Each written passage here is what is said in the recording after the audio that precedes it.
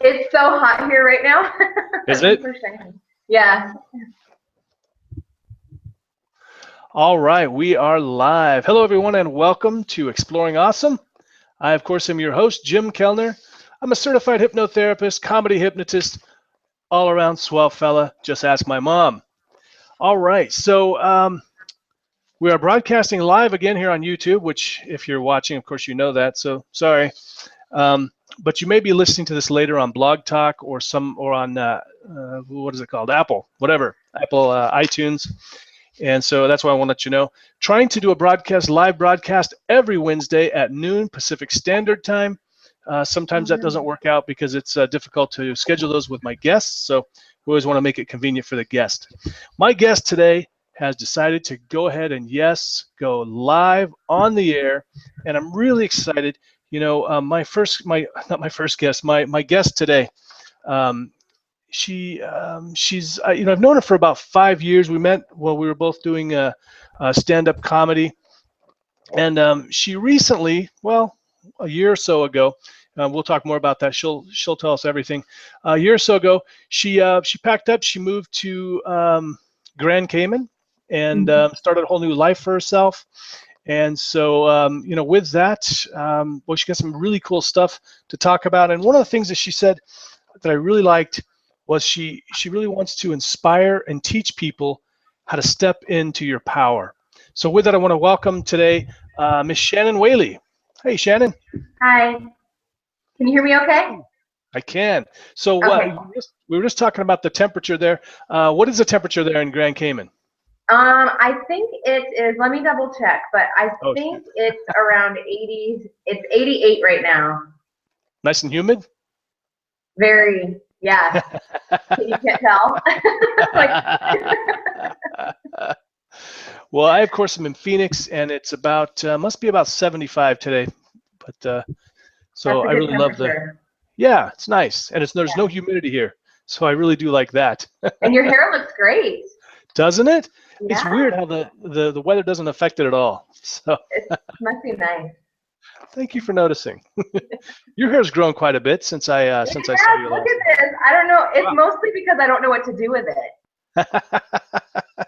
Yeah, and it's so humid here that it just, if I had it short, when I knew you, I had it really short, and if it were that short again, it would just be like a big puffball. So this is more so I can braid it and get it out of the way and put it in a bun, but more convenient when you're doing those really challenging yoga poses, I bet.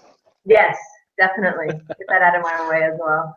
No yoga lately though, but no yoga. Oh, that's right, because you had the wrist injury. Yeah, I broke my wrist. It's going on 9 weeks now. Which actually, and just off the cuff here, has apparently opened up the door to some other opportunities. So, isn't it crazy the way the world works, right? And I remember sitting and you hear like, oh, everything happens for a reason, and so you read books about when someone dumps you and you're heartbroken, and when you're in it, you're supposed to look at it like, oh, I'm supposed to come out on the other side of this, like this is happening for a reason, and you're supposed to be comforted, and that's never been the case. And this time when I was sitting in the hospital, this was the first time that I sat there and I was like, I don't know why this is happening, but there's nothing I can do about it. I mean, I was on a lot of morphine, so that could have had a lot to do with it. But it was the first time that I was like, all right, so I have two choices. I can be a turd about this and get in the victim mode, or I can just kind of, I'm going to be on vacation for a little bit, so I might as well make the most of it. And it's been just an experience that is quite painful, but my life has completely changed, and my outlook has just really changed because of it. Just opportunities that wouldn't have been possible have come up because of it. That's awesome. That's really awesome. Yeah. Do you want to? Oh, it looks like we've got 6 viewers on the line. Yay! All right. Hi guys. All 6 of your friends joined Hi, us Mom. today. Hi, Jess. Hi. Hi, Jamie. And my Aunt Jamie. I know that's her. Jamie, fantastic. Yeah. I do want to let you. Yeah. Oh, go ahead. Finish up your shout outs. Go ahead. No, that's all I know. I don't think okay. I remember. Oh, Heather. Maybe Heather. Hi. I do want to let everybody know too, you can live tweet the show. It is 12 p.m. Pacific Standard Time. You can live tweet your questions, your comments, concerns, your funny photos, whatever. You can live tweet those to, Twitter, of course, Jim Kellner. That's JimKellner. Again, that's Jim Kellner. Follow me on Twitter. I don't tweet much, so I won't bother you. And you can also tweet Shannon, and her handle is at, if I remember right, Shannon Whaley, right? Just the name. ShannonWhaley.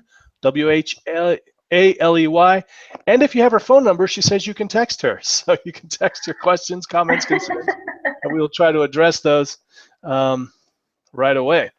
So I'm sorry to get off track there. Oh yeah, can you go into detail about any of the opportunities that have opened up due to the injury, or do you want to save that for a blog post? Yeah, I'm sending out a tweet right now, and tagging you to my followers, all 300. Awesome. Yeah. Okay. So what came up? Well, I had the first 2 weeks was bed rest. So I was in and out of consciousness just because. So I don't know if you can see it, but there's the scar. Let's see, right there. Can you see that? Wow. Yeah. Yeah. So it's from here to here. So I shattered this bone and then splintered down here. So I have a plate and 7 pins. Yeah, it was pretty gnarly. And so I got to catch up on Orange is the New Black. So that was changing. Yeah. Well, there you go. There's an opportunity. Watch some documentaries and stuff like that, and then once I wasn't on the heavy meds, I was able to start reading again and retaining information, and so I was able to just. I don't really watch TV, and so I returned the iPad. My dad's calling me. Never calls me. Oh. I wonder if Dad's watching. Hey, Dad. Yeah. So it just reminded me, when people do stand up and then their mom calls and they answer their phone, or like during their set. So I was able to start reading more books, and I gave the iPad back so I didn't sit and watch TV all day, and just started catching up on all the, what was I reading? The Desire Map by Danielle Laporte, stuff by Gabby Bernstein. So all like self-improvement, some coaching stuff. Eckhart Tolle, just like the, kind of feel good, new agey stuff, just to finish the books that I had actually started. Awesome. How did you hurt yourself anyway? Oh, I was at work, and I went to go get ice, and I slipped on some stuff that was on the floor. Ouch. Yeah, and it was just like an instant thing, and so it was. I was just fine, and then I just wasn't. I was on the ground screaming. Wow. Hyperventilating. Yeah, so it was pretty gnarly. That's rough. Yeah. Okay, so what else happened? I was able to start doing. Because here on the island, so I don't know if everyone knows where Grand Cayman is, but it is a tiny island that is in the Caribbean by Cuba and Jamaica, and it's very expensive to live here. And so it's also seasonal work. So you have to work your butt off while the tourists are here, and then hope you've saved enough to eat and pay rent when it's off season. And so off season is, let's see, May, June, maybe around July, late June, July, and then it becomes hurricane season. And you hope that you have enough food and that the hurricane doesn't come. So this is the middle of busy season too, where I fell and was out for 9 weeks.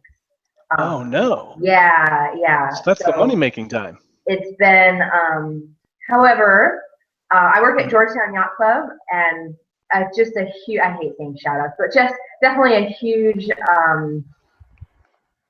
shout out, whatever, I don't know, to everybody that's been there, because they have more than taken care of me there, as far as coming to see me, coming and hanging out, really going to bat for me with the insurance companies and getting me a really nice settlement and just taking care of me. And I heard that that's not really the common thing sometimes on the island. Being an expat, you don't know your rights. Like in a state, you know, oh, I can sue this person, I can take care of that, I have this insurance. But being an expat here, you don't really have the rights that you do back at home. So I've really, on top of, you know, having the time off and being stressed about that, I was stressed about money, and then everyone just really, really took care of me. So trying to get everybody to go to Georgetown Yacht Club.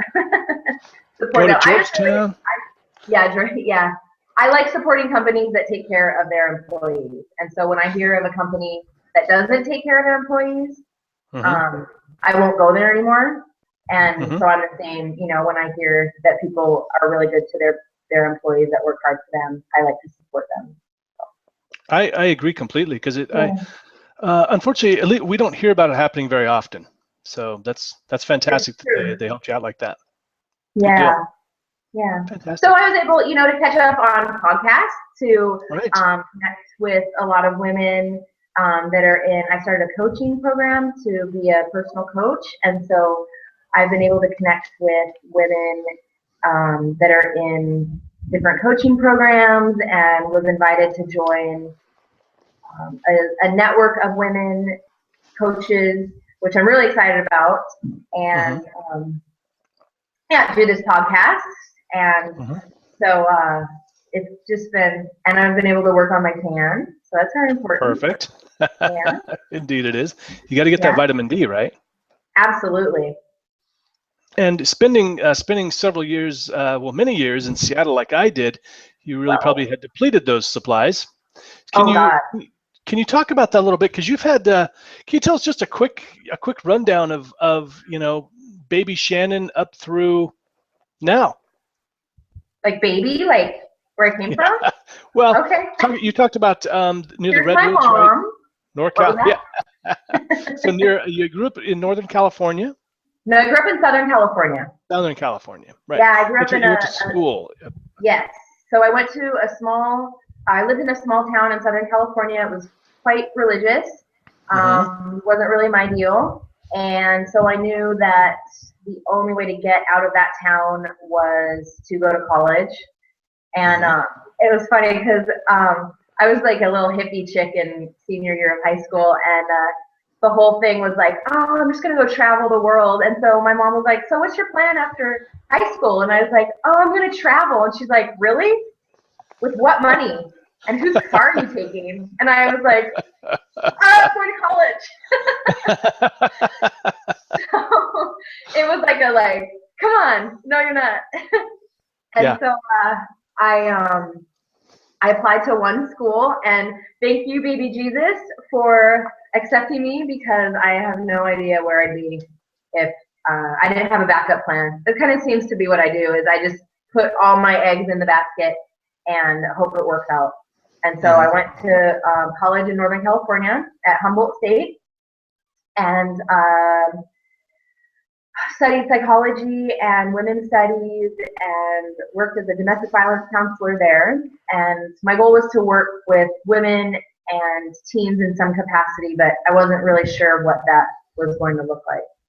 And so I ended up moving, when I graduated in 2001, I moved to Seattle and started working at a treatment center, a drug and alcohol treatment center for teens. And so I was working with the girls that way. Went back to school to get when you graduate with a degree in psychology, you can't really do anything. So I had to get more. They don't tell you that. Yeah. I had to get more certification to have a specific route of where I was going. And so I got certified as a drug and alcohol counselor of all things. Mm-hmm. And so I was doing that, and went to. I was going to be a doctor. I wanted to get my doctorate in psychology. And so I went to grad school for one day and was like, nope, this is not for me. So I dropped out and I quit my job and I went to beauty school. All right. And yeah, and I was 23. It was a 5-year program and it was like $150,000. And I was like, I can't do this. It just didn't feel right. It's a lot of student loans, huh? Yeah. Well, I was like, I'm gonna have to get a serious job to pay off these serious loans. I'm gonna be stuck, and that was my whole thing. Like, I don't want to get stuck doing this. So I started working in the nightclubs and put myself through beauty school, and that was kind of I had kind of been drinking and partying a little bit in high school. Well, partying a lot in high school and a little bit in college, but when I started working in the nightclubs was when it really, you can drink while you work and you do after hours and you hang out. And now I'm hanging out with nightclub people and hairstylists, and we all like to party. And so I graduated and started working in a salon, and then passed by like the big fancy salon in Seattle and was like, I want to work there. And so I worked my way up and I worked there and was on the floor and was miserable. So how come? Why were you miserable? It wasn't my thing. In those fancy salons, you have to wear all black. You have to look all fancy. And I felt like I was playing dress up every day. Like, I don't know if you experienced this, but when you're getting ready to go out at night and you're putting on your best clothes and that whole like getting ready, like I had to do that every morning, and it's exhausting to look like this. You don't gotta tell me, baby. Come on. And I don't give a shit what you're wearing. I don't care about brands. I don't care about labels. That's not my thing. Like, I liked making women feel beautiful, and I liked that I had them in my chair for an hour, and we can talk about stuff. And it was definitely my counseling stuff that I still wanted to do, but I didn't. The problem that I was having with counseling was I was always working with people that were in crisis. So it was never, they were never coming to me and like sharing like exciting things that happened and like, hey, let's set goals. It was more like, I don't want to get beat up anymore. I don't want to use drugs anymore, and so it was really, it was from 19 to 25. Wow, that's a young age to deal with that. Yeah, I felt so old. And I had said to her, I was like, I feel older, once I got out of it, I said, I felt older at 23 than I do now at 35. Mm-hmm. Yeah, it just weighs down on you. And so, let's see, I was working, it just wasn't, on top of the money not being what I was promised it was going to be. It was just tiring, and just, you can see all the masks that people put on. Mm-hmm. I've never been really good with that. I'm very bleh. Like, this is exactly what I'm thinking. This is exactly, like, if you want to know my story, I will sit down and we'll talk about my story, And so it was really hard for me to be surrounded. And granted, not everybody's like that. Mm-hmm. I don't want everyone to, feel like I'm pooping on them, but it was just, when you're at that level, I don't know, and maybe people who are at, in a corporate business, they feel the same thing. It doesn't have to be hair. It can be, you have a persona that you have to put on, right? Absolutely. Yeah. And I didn't want to do that. That's not me. Mm-hmm. So I managed to get fired from there. That was the best thing. Nice. That was one of those things where, I'm crying and like, holy shit, what am I going to do about money? Mm-hmm. And I was like, all right, it's summer. I'll get unemployment.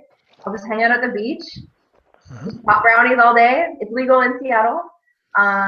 So you know, that's what I did. I just kind of gathered myself and figured out what I wanted to do and started doing freelance hair and stuff.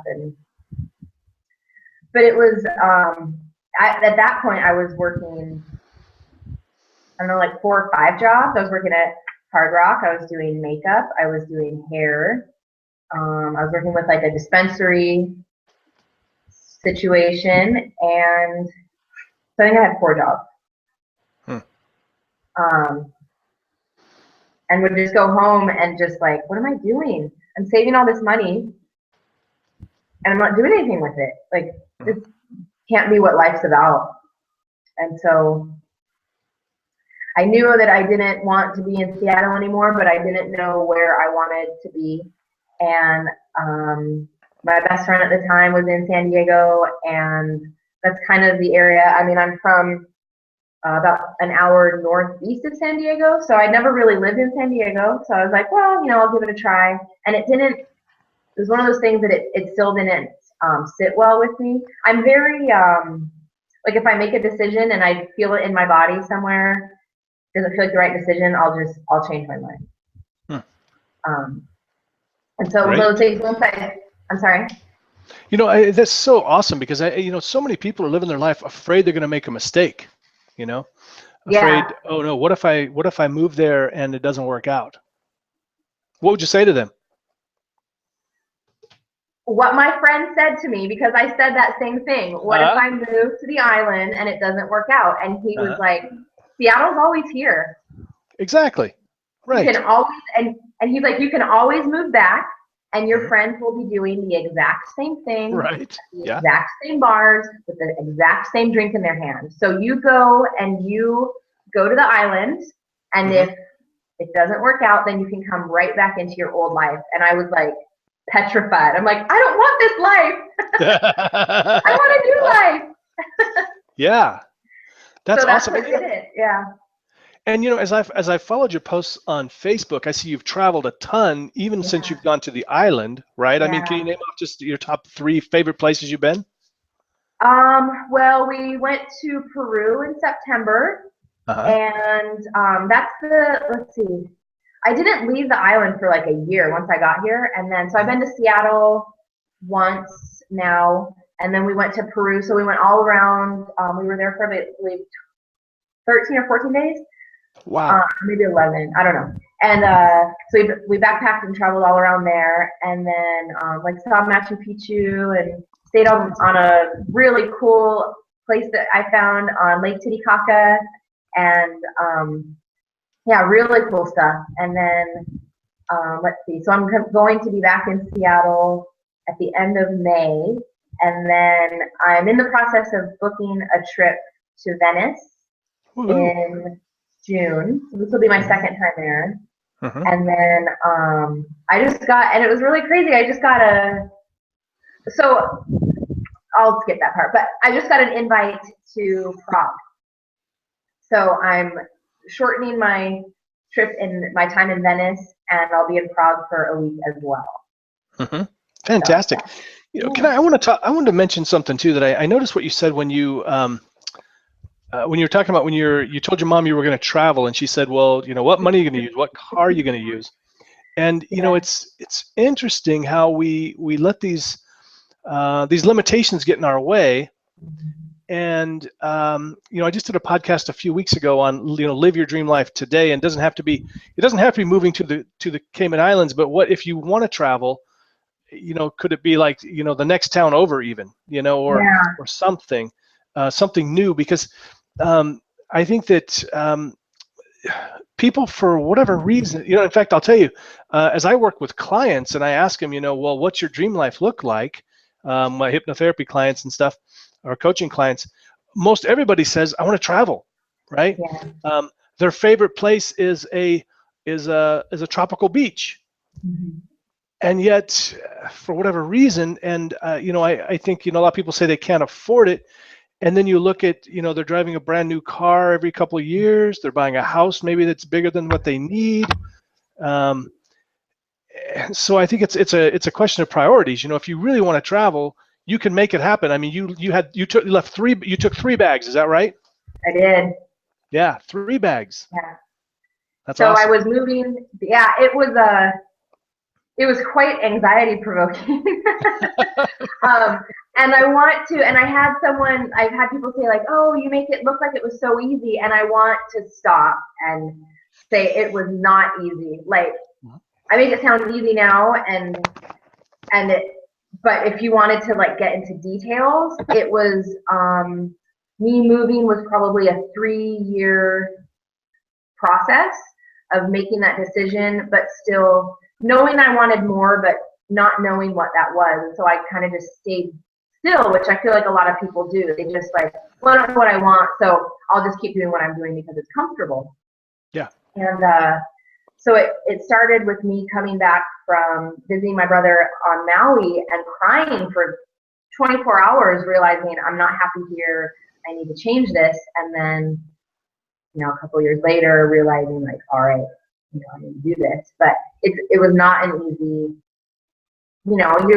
I'm not losing. I was leaving family. I've been in Seattle for 12 years, so I have this huge support network, and it's comfortable, and it's pretty for 3 months out of the year, so that's not too bad, right? Yeah. And so you start kind of rationalizing when you decide to make that jump, and then all these things start coming up in your head. And I was reading last night, I forget, I don't know what book it was. I read like 4 books at one time, but it was saying that when you make a decision, that the universe is really going to test that to see if you're really serious. And so that was one of those things where I was stressed out to the point that I was unrecognizable. I had such swollen, it's on my blog too. I have a picture of it on my blog, but I would break out in hives, and my eyes were so swollen that I could barely see, so puffy, and like rash all over my face, like down my neck. And I had to go to the emergent care. And they're like, nothing's wrong with you. You just need to like chill out, basically. And this was happening for months before I moved here. And it happened once or twice after I moved, but I haven't had it since. And I don't want to make it sound to people too like it is an easy process. I know for myself, I wanted to move someplace sunny for 10 or 15 years before I finally did it. Because the same thing, you got family, you got friends, and there's also that it's something new, it's different. I mean, for my move though, I didn't have to get a passport even, so it's funny because a lot of people that asked me, they said, well, have you been to Phoenix before? And I said, nope, but you know what? That's all right. If it doesn't work out, I can always go somewhere else. Yeah. That's exactly what I said. I'd never been here. And people are like, what, are you crazy? You're moving abroad and you've never even been there? And I was like, have you seen the pictures? What's that like? Like, it's gorgeous.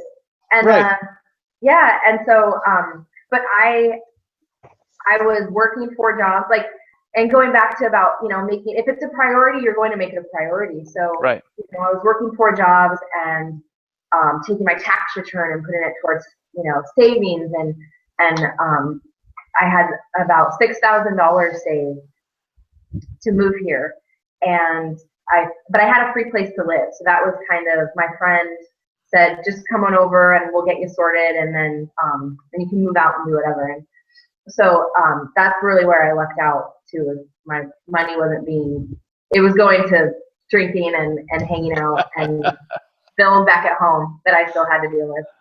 But, go ahead. No, go ahead.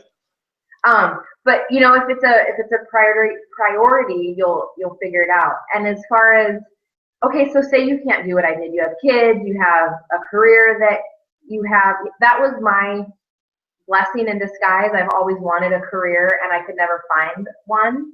And so I wasn't leaving. I was leaving like Hard Rock Cafe. I wasn't. Right. It wasn't. So I didn't have that. So I feel very lucky, I guess, to not have had a career. Well, I was beating myself up for years because all my friends had this and this and this, and I was just making ends meet, and I wasn't as important as they are, and I'm kind of a loser. I'm working in a restaurant still, or it was just kind of that thinking. And now you look back and like, oh, there was a reason. Right. That's why. Yeah. So but you know, just making it something that you want to do. Like, I lived in Seattle for 12 years. My brother and my sister-in-law have been living there, I think, under a year, and they have seen more stuff than I saw in 12 years. Serious. I'm like, I'm so jealous. You've seen so much. And she's like, really? You live on this island? Like, you're jealous of Washington? I'm like, yeah. I didn't. It wasn't a priority for me to see the state that I was living in. So when I go back, I have all these things like, oh, I want to see this and this. But I could have been doing that, right? So exactly. If travel is like, light the fire into your butt. Go on Pinterest. That's what I do. Go on Pinterest. Find pictures that inspire you and people that inspire you, and just even like go look at your own backyard and where you're from. Check out the United States. Like, go on a road trip. Go down Highway 1. And Big Sur and Hearst Castle and all that. Like, there's cool stuff to see that doesn't require you to go 3,000 miles. Exactly. And what I encourage people to do when they tell me they want to travel, because people don't necessarily want to travel just for travel's sake. Nobody talks about how awesome it is to try and fit all your crap in 2 bags and stand in line and get frisked at TSA and all that stuff, right? So that's sometimes fun though. Right. Well, there you go. Depends on who's doing the frisking, I suppose. But what it is, what do you want to accomplish with the travel? And if it's you want to see new things or you want to meet new people, you can do that. I mean, really, you don't even have to leave your city, right? I mean, you can do those things right away. So you can get a little more adventure in your life, even if you can't move 1,000 miles away or 3,000 miles away. Right. And get your face out of your phone. Like, stop. Like, leave your phone in the car, right? Because you sit. And it's like, I remember when I was in Seattle, like, I love eating alone, and I love just taking a book and going to the restaurant and, sitting at the sushi bar and eating. And there's other people there that are eating alone. And, but if my face is in my phone and you're not paying attention, like, you're missing out on what people travel to see. Like, when I was in Peru and we were sitting there, I was taking pictures of tons of stuff, but we would just sit there and just watch people. And there's, it's just so cool. But you can do that at home. Like, go sit on First and Pike at the Starbucks, right? Oh yeah. In Seattle. Yeah. Go sit at like the big hub, like in Pike Place Market or wherever you live, and just sit and people watch and talk to them and, hey, how are you? And it's uncomfortable, and they might not talk back or whatever, but whatever. I'm cool. You're lost. You don't want to talk to me.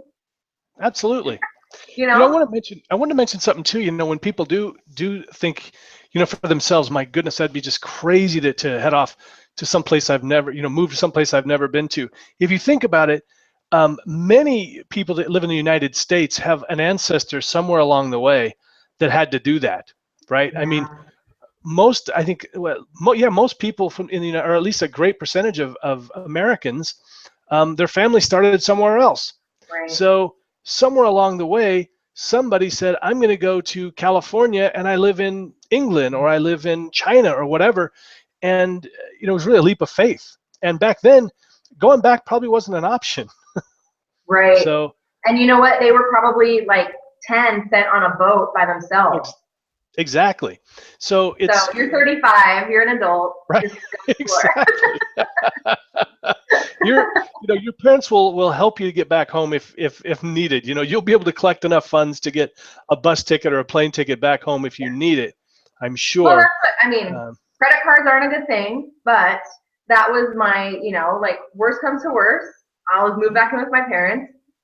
No, thank you. I'll make sure that's not, but, I feel like everybody has friends, or hopefully everybody has friends or family that if you fall flat on your face because you're making these big decisions and it doesn't work out, that someone will help you, and then you can pay it back later or pay it forward or whatever. But absolutely, that was also, like, just so scared of looking like a failure, I guess. Like, this all could have not worked out, and I would have gone home with my tail tucked in between my legs and I'm like, all right, what else can I do, Yeah.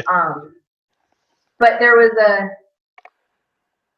also the possibility that it could work out. Yeah. So, you can look at it like half empty, half full, kind of like, well, what if it doesn't work out? But what if it does?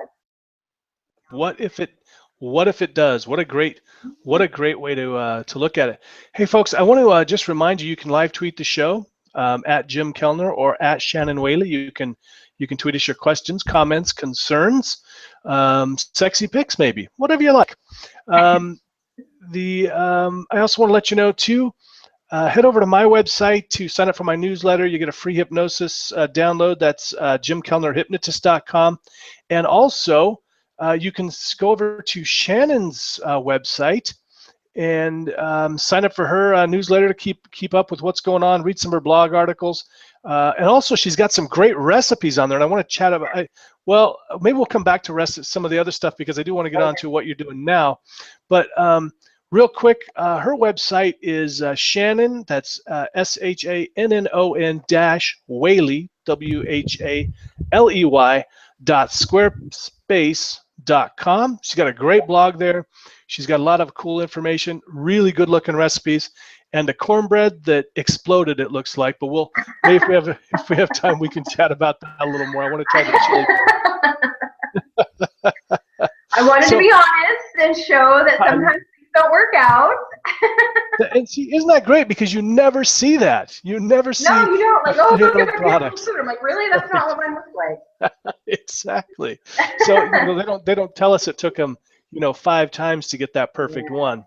But anyway, so Shannon. Well, that was another thing that I got to do while I was off, was I got to design my new website, which I mean, it took hours and hours, and I had a template. Squarespace is amazing if you want to start your own blog or business website or whatever, but just sitting there and building a website took forever. So that was one thing that I got to do and was really proud of. It looks beautiful. I got to tell you. Thank you. And those pictures are all mine. I didn't steal them from anybody. And this is, I got to tell you, when I first saw it, I was kind of blown away because I mean it's a really beautiful picture, and I love that black background. It's really, really fantastic. I do want to move on now to what are you doing now, because you're getting involved in coaching, you're getting involved in a lot of interesting stuff. You want to help empower people to step into their power. Talk to me about what's next for Shannon. What are you doing? What are you up to now? What's going on? Well, so about a year and a half ago, when I was getting sober, I wasn't doing AA or anything like that, and I started doing a lot of yoga, and that ended up being my meetings. Was if I was at a staff party and people, that was always my out, like, oh, I have a class that I have to go to, and so I used that as my way out, I guess. And you're anti-drug. Yes. Because I mean, and I had gone to my fair share of yoga classes hungover or probably still drunk, which, come on. And now, like, yoga is come on. Yoga is so much more to me now than just going to class and then go, like, I go and like have a cigarette after class, like in my yoga clothes. It reminds me of the two of like the people that you see rushing to get into their yoga class. Yeah. I mean, and it's like every single day. I used to work next to a yoga place. It would be the same people every day. They're rushing in, and it's like you're missing the whole point of yoga, right? I mean, we're driving there. Get out of my way! Right, exactly. And then they go to yoga class. Right. Which I'm totally guilty of doing. Hey, me too, right? I mean, yeah, absolutely. So I started, I did a 30-day challenge when I first started, and did that on my own, and then was going a lot more, and then signed up for the yoga teacher training, and that became more, I don't really know if I was going to teach or what I'm going to do with that, but I was using it more as like, I don't know, I thought of it today and I was like, well, let's just consider that my rehab, because that's what really gave me a solid basis, a spiritual basis, and just looking towards the future more. And so I have that underway. I have one more huge paper to write, and hours I have to teach some classes to get my certification. So I'll have that under my belt, one more certificate, and I like to collect certificates, apparently. And then I just started, so when I was a counselor, my thinking was that, and I've always thought this, was that we know the answers to our problems, but we just don't want to do it. So true. I'm running the same thing with clients all the time. What should I do? Well, what do you think you should do? They always know. They almost 90% of the time they know exactly what they should do. They even know how to do it. It's just the doing part. Exactly.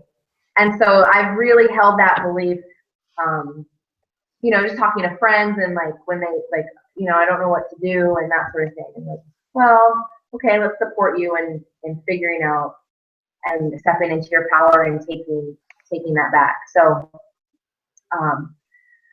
I didn't know this, but when I was busy dropping out of grad school, coaching was starting to become a thing. Uh-huh. And now I'm like, gosh, I just wish I would have talked to more people or had more mentors, but that's another thing that I just didn't really reach out and I didn't know that positive psychology was a thing, which is the basis of coaching. I didn't know that there were other options. And so I spent 10 years doing other stuff thinking, I don't know, this is what I want to do, but I don't know how to do it. Like, I want to help women. I want to encourage and empower women, but I don't know how. And, just besides my friends and, Facebook posts and stuff. And so, I hired a coach. Well, through networking, I met a coach. She gave me a free session. Years later, I finally hired her when I could. And so she helped me. And that's another thing. Like, you never know. I don't like to go through life thinking, what can you do to help me? Right. That's kind of a crappy way to look at, like, when you're meeting somebody, like, how can you help me? It's more like, how can I help you? Like, how can I help you with your business? How can I help you with networking? How can I help you with whatever? And so when I was doing hair in that horrid salon, we were forced to send out free haircut cards. And so I thought, who do I want my clients to be? And I found this coach in the phone book. And I sent her a card, and she came and saw me. Her name is Stacy Duhan, and she's in Seattle. And she gave me a free session for my free haircut. And that was like, that really years ago got the ball rolling. And then I moved here, finally was able to hire her. And then she helped me get the ball rolling again with picking out a coaching program. And so now I'm going to the Institute for Life Coach Training, and it is an online-based program. And it's about a year-long program. So I'm 5 classes in, 6 classes in. And so my hope is to start my own coaching business and somehow incorporate yoga. There's so many different kinds of yoga. So doing like meditations and stuff after our coach training to help kind of integrate the stuff that we're talking about. And I don't know, I'd love to do retreats and workshops and. Boy, sign me up. Yeah. Come down to Grand Cayman, right, for a retreat. Absolutely. That's ideal. Yeah, I think you'll have I think you'll definitely have some people that are willing to make that travel. Absolutely. Yeah. So, I think that we had talked a little bit about this idea, having setting goals and then deciding on something else. What's your philosophy on that? About setting goals and if it doesn't work out? Yeah. Is there any more you want to add to that? That we've talked about a little bit. Just I feel like we surround, the friends that we have and stuff, when we tell them our goals and they tell us what they think about them, like, oh, you're crazy, you shouldn't move, why are you going to do that? That sounds really hard. What about the money? Right. people tell you what they think because of their limiting beliefs. Right. Absolutely. And when people are giving you advice, it's not coming from a place of, usually, I want the best for you. It's that they wouldn't do what you are thinking of doing. And you have to surround yourself with big dreamers, big thinkers, people who will pick up and sell everything and move to an island. You got to surround yourself with those kind of people if that's the life that you want to live. Absolutely. You know, it's funny. You know, I mean, there's a saying or something that you are the what is it, the 4 or 5 people that you hang around with the most, right? Yeah. That's I just posted that too. You're the sum of the 5 people. Yeah, you're the sum of the 5 people that you surround yourself by. So absolutely. You know, if you start looking around, and I remember being like, "Oh God, I need a friend." I know the feeling, and it was funny because I had someone interview me for a book that they're writing just a few weeks ago, and she asked me, you know, well, you know, do you get a lot of because I'm doing a lot of entrepreneurial things, writing a, you know, I wrote the book and I'm you know, hypnotherapy and stage hypnosis, all these. By the way, that's so huge. Oh, thank you. Yeah. All these crazy things. Find it on Amazon.com. Everybody, Jim Kellner, Navigating Success. But she, you know, she was asking me about, you know, so, you know, what do you say to people that tell you, that are, you know, try to discourage you or tell you it's not possible and stuff? And I thought about it for a second. I was like, there's nobody in my life like that anymore. You know, there's those people are gone now. And I've had friends in the past that were like that would tell you all the things that could go wrong. That would tell you all the reasons why you shouldn't do it. They're just not in my life anymore, so I don't have to worry about it, you know. So if you've got those kind of people around you, they're holding you back. You know, they really are, and they mean well. I think a lot of times they mean well, but they're projecting their limitations. Sometimes they're just jealous. That's it too. They're jealous. So you know, don't. Gosh, you know, really, I say, and I hate to say it. I'm not saying you have to drop those friends. Just don't associate them with them as much, right? You know, Shannon's going, bye-bye. But that's what I've tried to do. Energy suckers, you know, like when you call them and everything. Like I remember I had this friend years ago, and like when we would talk, like she'd just go on and on about this. How I got mugged, and you know, all this stuff happened, and I remember saying, "So what's going right with your life?" I did the same thing. What's going right with your life? Yeah. So what can we be thankful for? And you know, I get into counselor mode. What can we be thankful for today? So yeah, you know, and it really, for me, what really happened, what really changed was when I quit drinking, and I realized there was a big aha moment that I was drinking to hang out with people that I actually didn't even really like. And which I had done that in relationships too. You know, I drank more. I was dating alcoholics. So I was drinking more because they were drunk. So I had to drink so that they weren't as annoying, or I wouldn't get angry. And so towards the end of my drinking career, you know, I just would kind of look around and be like, we don't really talk about anything. Like, there's nothing deep. Like, I have all this shit going on in my life and I want to share it with somebody, and like, you just want to go get wasted. Yeah. And so, you know, I do spend a lot of time alone.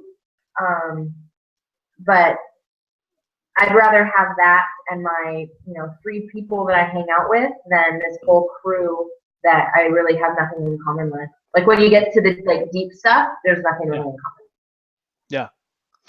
And I've really found that, you know, since I mean, just in the last few years anyway, but especially since moving to Phoenix, I've just sort of, somehow I've just been attracting these kind of, I don't know how else to put it, but entrepreneurial, you know, really powerful people that are going after their goals, you know, people that aren't letting, you know, their, you know, other people's limitations get in their way. I've just sort of attracted them to my life. And it's really an awesome feeling. You know, I mean, I don't think, I haven't heard a negative comment from any of them, and I don't even know how long. I talk about, I'm going to do this or that, and they're like, great. how can I help? Or, just here's some suggestions, to make it even better. These kind of things, it's a really empowering That's really feeling. cool. Yeah, absolutely. And you did that, you did that by removing those people and wanting better and becoming better too. If you're sitting there and all you have to offer is this much, you're going to attract other people that only have this much. But if you get your head on straight and you start going after your dreams, and that becomes attractive to you, and finding new friends, new partners, new acquaintances that have a lot more stuff to offer. That's a really great point, Shannon. In fact, I've heard people talk about that in be the person that you'd want to date or something. Yeah. But what you're saying too is be the person that you'd want to hang out with, be the person that you'd want to associate with, be friends with, be colleagues with. Yeah. So that's really great, valuable advice there. Shannon, we're just about getting to the end of the show. Was there anything that you wanted to touch on before we wrap things up? What were those three things we talked about? Oh, okay. We can move. Oh, you neither did I. I have the memory of a goldfish. Oh, so if it's not written down, it happens. So okay. Were you ready to talk about those, or do you want to talk about other things first? Oh, if there was anything else you wanted to cover before we got to that, we could.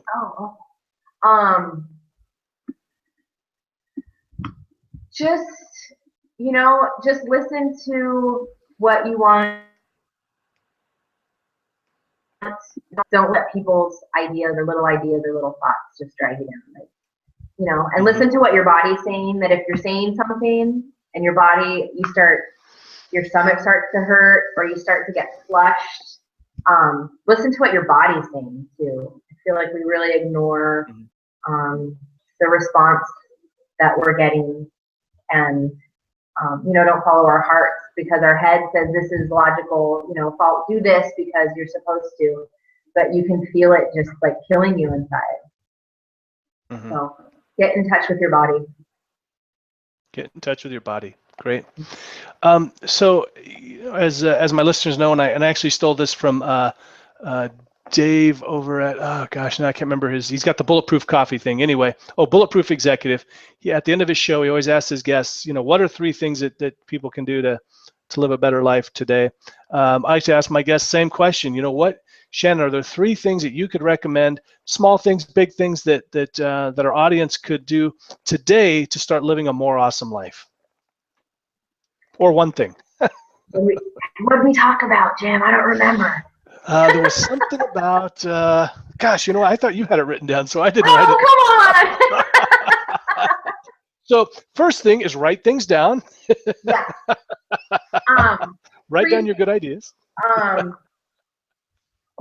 Well, what we said, if it's a priority to you, whether it be travel or going after the career that you want and those sort of things, that make it a priority.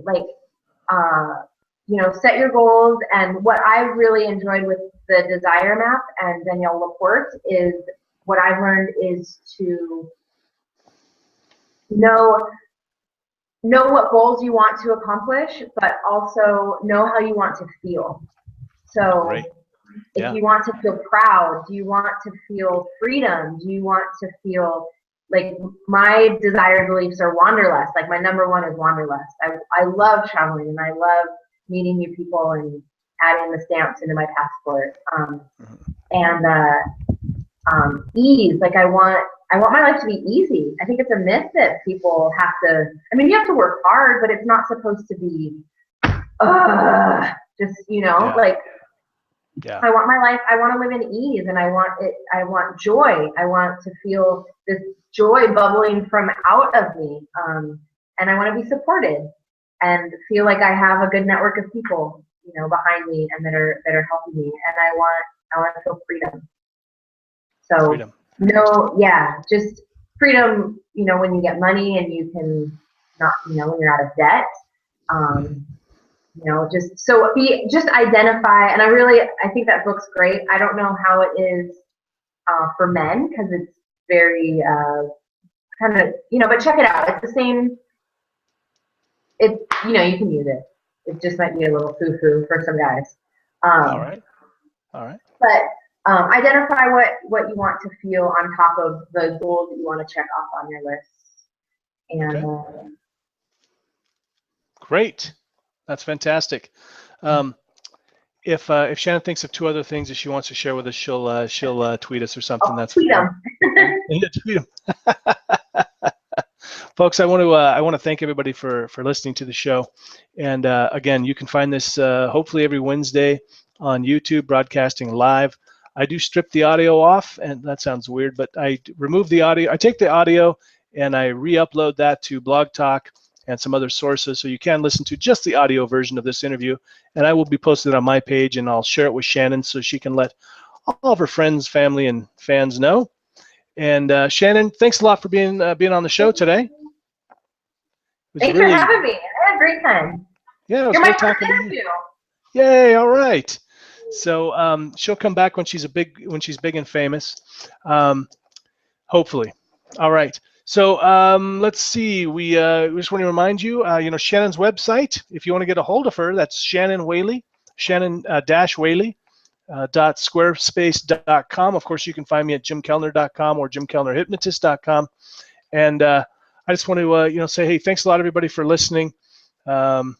Take care, be well, and of course, be awesome.